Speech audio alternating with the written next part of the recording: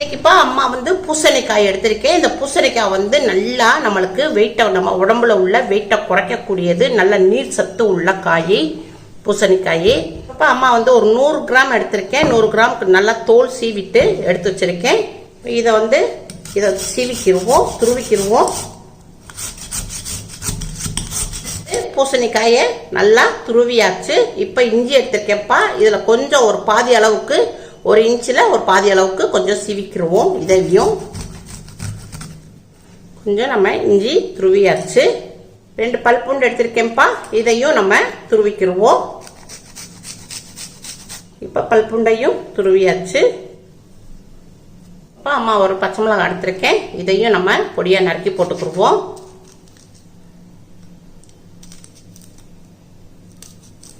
பச்சை மிளகாவை நறுக்கி போட்டாச்சு. இப்போ கொஞ்சம் கொத்தமல்லி இலையும் பொடிசா நறுக்கி போட்டுக்கிடுவோம். இப்போ அம்மா வந்து ஒரு மீடியமான மிளகா எடுத்திருக்கேன், குடமிளகா. இது வந்து இதில் பாதி இது வந்து அம்மா வெட்டிட்டேன். இப்போ இதே இதில் நீள நீளமாக வெட்டி பொடிசா நறுக்கி போட்டுக்கிடுவோம்.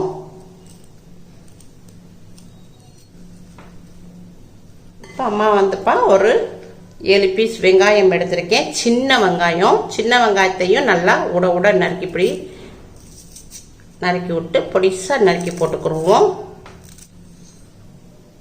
இது வந்து கடலை மாவுப்பா. இந்த கடலை மாவு வந்து ஒரு 50 கிராம் எடுத்திருக்கேன். கடலை மாவுல அதிகமான புரோட்டீன் இருக்கு, ஃபைபர் இருக்கு. அதனால வெயிட் லாஸ்க்கும் ரொம்ப ஹெல்ப் பண்ணும்.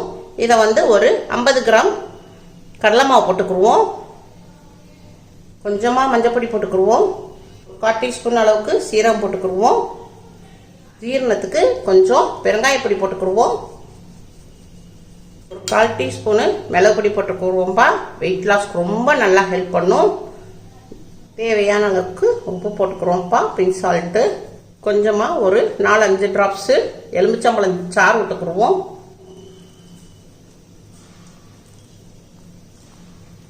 இப்போ இது எல்லாத்தையுமே நம்ம மிக்ஸ் பண்ணிக்கிடுவோம். இப்போ அம்மா வந்து ஒரு பிட்டு தண்ணி விடலை. ஏன்னா உங்களுக்கு வந்து பூசணிக்காய் வந்து தண்ணிக்காயினால அதுலேயே உங்களுக்கு தண்ணி பசம் நிறையா வந்துருச்சு. அதனால ஒரு பிட்டு தண்ணி விடக்கூடாது. உங்களுக்கு தண்ணி விடாம தான் நான் அப்புறம் தண்ணி பத்தலைன்னா நீங்கள் ஊற்றிக்கோங்க. உங்களுக்கு இல்லை மாவு கொஞ்சம் தண்ணியாக இருந்துச்சுன்னா கொஞ்சம் மாவு எக்ஸ்ட்ரா கடலை மாவு போட்டுக்கோங்க. அம்மா போட்ட இதுக்கு அளவுக்கு கரெக்டாக இருக்குது. இப்போ அம்மா வந்து பேப்பர் ஷீட் எடுத்திருக்கேன். உங்கள் வீட்டில் வாழையில இருந்துச்சுன்னா வாழையில எடுத்துக்கோங்க. அம்மா பேப்பர் ஷீட் எடுத்திருக்கேன். இதில் கொஞ்சமாக கையில் எண்ணெய் தடவிக்கிறோம். எண்ணெய் தடவிட்டு இந்த பேப்பர் ஷீட்டில் தடவி விட்டுருவோம்.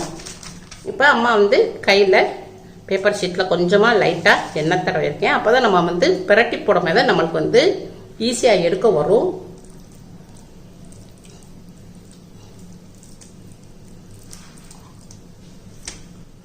இப்போ இதை வந்து நல்லா தட்டிக்கிடுவோம்.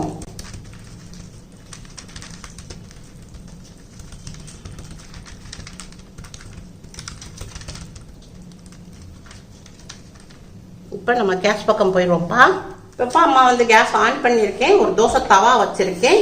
இதை எண்ணெய் துணியை வச்சு நல்லா தேய்ச்சி விட்டுக்குருவோம். இப்போ நம்ம தட்டி வச்சுருந்த இதை வந்து நம்ம அப்படியே போட்டுருவோம்.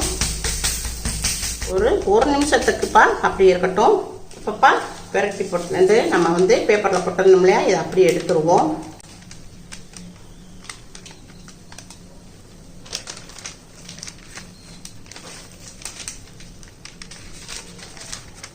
இப்போ நம்ம வேக விடுவோம்ப்பா. ஒரு 2 நிமிஷத்துக்கு அடுப்பை மீடியத்தில் வச்சு வேக விடுவோம்.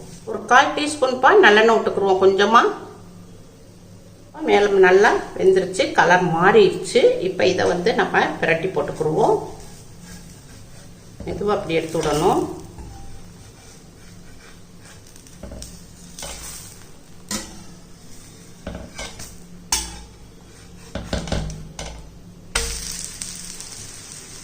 சூப்பராக வந்துருக்குப்பா. பிரட்டி போட்ட பக்கமும் ஒரு 2 நிமிஷத்துக்கு மீடியத்தில் வச்சு வேக விடுவோம். இப்போப்பா பிரட்டி போட்ட பக்கமும் நல்லா வெந்திருக்கு. இப்போ இதை வந்து பிளேட்டில் மாற்றிக்கிடுவோம். அவ்வளவுதான்ப்பா, வெயிட் லாஸ் பூசணி தோசை ரெடி ஆயிடுச்சு. இந்த மாதிரி நம்ம சாப்பிட்டோம்னா நமக்கு அதிக நேரம் பசிக்காது, பசி நல்லா தாங்கும். நம்ம வயிற்றுல உள்ள கெட்ட நீர், கெட்ட கொழுப்பு கரைக்கக்கூடியதுப்பா இந்த காய். வயிற்றுல உள்ள தொப்பையும் நல்லா குறையும்ப்பா. மலச்சிக்கல் இருக்காது, நல்ல வயிறு நம்மளுக்கு நல்லா கிளீன் ஆகும்ப்பா. இது பிரேக்ஃபாஸ்ட்டுக்கு எடுத்துக்கலாம், டின்னருக்கு எடுத்துக்கலாம். இது எல்லாருமே சாப்பிடலாம்ப்பா. பெரியவங்கள இருந்து சிறியவங்க வரை எல்லாரும் சாப்பிடலாம். வெயிட் லாஸ்ல இருக்கிறவங்க, டயட்ல இருக்கிறவங்க, சுகர் பேஷண்ட் எல்லாருமே இது சாப்பிடலாம்ப்பா. நம்மளுக்கு உடம்புக்கு ரொம்ப ஹெல்த்தியா இருக்கும். ரொம்ப சாஃப்டா இருக்குப்பா. எவ்வளவு சாஃப்டா இருக்குன்னு பாருங்க. ரொம்ப சாஃப்டா இருக்கு நல்லா. அம்மா வந்து தயிர் வச்சிருக்கேன்ப்பா. உங்க வீட்டுல என்ன கிரேவி இருக்கோ நீங்க அதை தொட்டு சாப்பிட்டுக்கலாம். ரொம்ப டேஸ்டா இருக்கும். தோசை வந்து ரொம்ப சாஃப்டா இருக்குப்பா. அவ்வளோ டேஸ்டா இருக்கு, ரொம்ப நல்ல டேஸ்டா இருக்கு. இப்ப வந்து யாருமே வந்து இந்த பூசணிக்காய் வந்து ரொம்ப யாருமே விரும்ப மாட்டாங்க. யாருமே சின்ன பிள்ளைகளுக்குலாம் நம்ம செஞ்சே தரதில்ல. அப்படி நம்ம கிரேவி வச்சாலும் கொஞ்சம் நல்லா இருக்காதுன்னு சொல்லிட்டு யாரும் சாப்பிட மாட்டாங்க. இந்த மாதிரி நம்ம தோசை பிரேக்ஃபாஸ்ட்டுக்கும் டின்னருக்கும் எடுத்துக்கிட்டோம்னா ரொம்ப நல்லாவும் இருக்கும். பிள்ளைகளும் விரும்பி சாப்பிடுவாங்க, எல்லாரும் விரும்பி சாப்பிடுவாங்க. வீட்டில் செஞ்சு பாருங்க. அம்மாக்கு லைக் பண்ணுங்க, ஷேர் பண்ணுங்க, சப்ஸ்கிரைப் பண்ணுங்க.